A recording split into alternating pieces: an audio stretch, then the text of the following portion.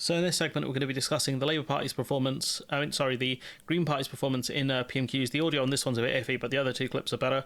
The Green Party absolutely smoking the Labour Party on policies, which is the most important thing when it comes to politics. It's policies.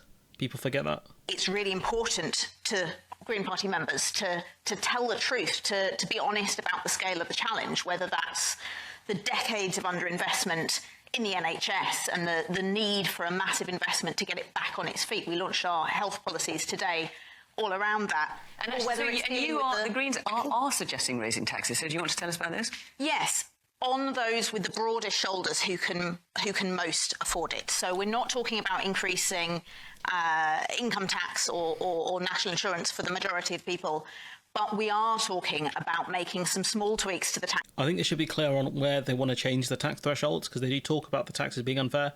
A rare but good intervention or interruption by old Brucey there. System, because the UK tax system is currently unbelievably unfair. It puts a greater onus to contribute to the Treasury. So it's a new wealth tax. It does on the wealthy. You're calling it small tweaks, Carla, so let's be clear. It's a wealth tax charged at 1% on all assets worth more than 10 million and 2% on assets worth over $1 billion. How much do you think that's going to raise? That's right, and a series of other changes as well. So at the moment, capital gains tax, the tax you pay on assets, so that's pretty much the wealthy that have those, you pay less tax than the income you get from work.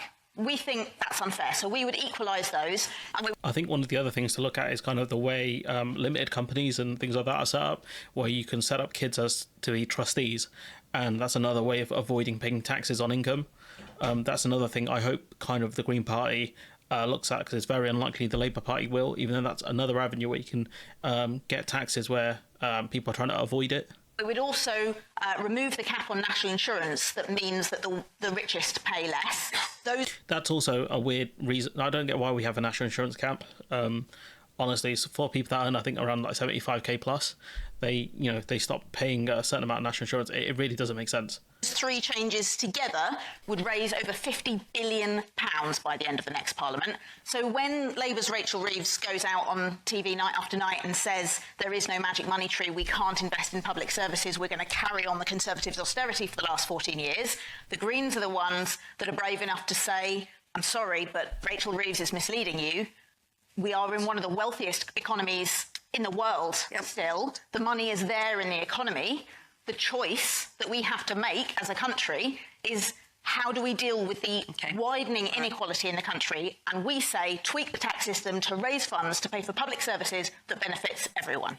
That's a really good answer, honestly, especially with there's a strong... The IFS have said there's going to be around a £19 billion black hole, an £18 billion, black hole in the public finances, with with potential cuts coming down the line for the public. And the only person who's really spoken about that is Stephen Flynn. So at least Green Party policies would help alleviate that. When you see the Labour Party's response to this, it's honestly abysmal. But no, the broader point here is every proposal a party makes has to be fully funded. And I've been listening carefully to what Liz and Carla have been saying, and I would just gently say those numbers as well are highly contested, and you don't get to the sums that they're suggesting without ordinary working people across the country paying part of that price. And the thing that frustrates me is, like, even if she doesn't raise 50 billion, she raises 40. These Green Party policies raise 40 billion. That's 40 billion more for the public to spend on public services and other things. So, fair enough, you might not reach the exact targets you want to reach, but at least it puts you closer to where you want to be. And when it comes to those sorts of things, that's a massive positive. So why the Labour Party would be against these policies, I have no idea. Genuinely have no idea, especially when you say we can't afford to get rid of the 2-child cap. She's just giving you the exact answers you need to get rid of the 2-child cap. So I genuinely just baffles me, honestly. And we just continue on. This is a Labour Party who are afraid to rock the boat, who are heading closer and closer to the Conservative Party. You can barely get a cigarette paper between their policies these days. This is a change election.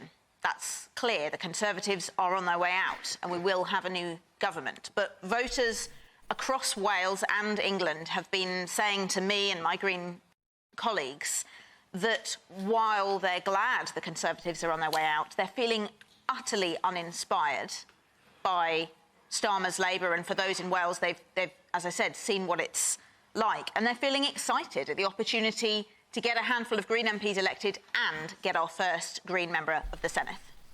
You know, it'd be good. It'd be interesting to see what they can do if they get in. At the moment, I think they're only predicted to get 2 MPs, which isn't a lot, but at least they can put some opposition to Labour.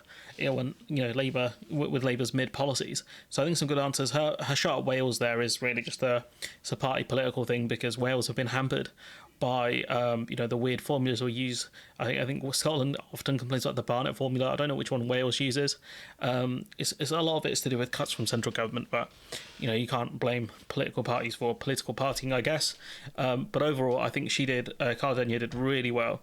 Absolutely smoked Labour there with policies, not nonsense points or jabs or whatever. This is actual policies that she smoked her on. And it's just crazy. Labour's response is, these sums you're talking about, they're not necessarily going to add up and blah, blah, blah. It just looks pathetic. It looks absolutely pathetic. And Labour should have had better policies. But tell me who, when it comes to this stuff, if Labour do push through with these policies that they've talked about, and we don't get a lot of economic growth because these policies are really bad or really mid, who are you going to say really cared about the Labour Party and wanted them to succeed? The people who told you just to vote for them no matter what and don't give them opposition because you're a Tory enabler if you do that, or the ones who push for them to actually have better policies from the jump so that they could actually get the economy growing? Who actually cares about the Labour Party and about policies? Which of those two do you think? But anyways, let me know what you think in the comments below. Like, comment, share, subscribe. Support the channel on Patreon if you can, and hopefully I'll see you in the next one.